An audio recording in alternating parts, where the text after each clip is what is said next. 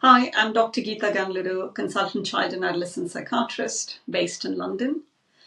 Today I'd like to talk about Obsessive Compulsive Disorder in children. Obsessive Compulsive Disorder is predominantly comprises of two components of a condition, which is obsessions and compulsions. Obsessions are generally intrusive thoughts that prop into a child's head, which are unpleasant, and compulsive behaviors are repetitive behaviors that a child engages in order to cope with the distressing intrusive thoughts. Although compulsive behaviors are often visible, there are so many things that a child does which are invisible to people. For example, mental rituals, which are not identified unless the child is directly questioned about it.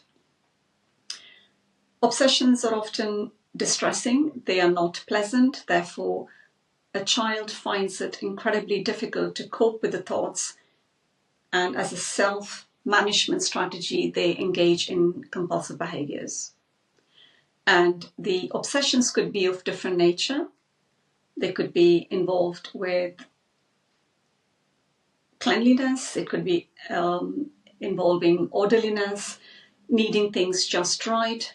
Sometimes they can also involve sexual obsessions and aggressive, violent obsessions, which are the most distressing for a child, and often they're presenting as anger outbursts. And compulsive behaviors can also be avoidant behaviors, where they go to an extreme length in order to avoid something to manage a difficult intrusive thought.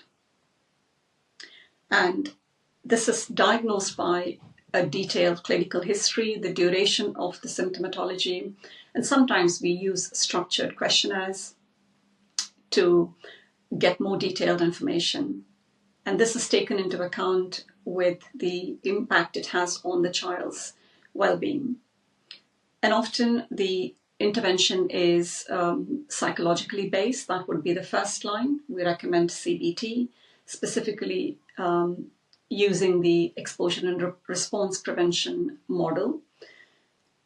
And in very young children, it's very difficult for them to identify what is causing their distress, and therefore parents are an intricate part of this assessment and treatment plan. CBT can be delivered through parents, as in parent-led treatment strategies will be identified. And if need be, following the psychological intervention, if there is not a satisfactory improvement in the symptomatology, we can always try medications which are quite safe, well tried and tested in children. And following the initiation of medication, they will be monitored regularly. And research suggests that a combination of psychological intervention and pharmacological management have a better outcome as compared to one or the other on their own.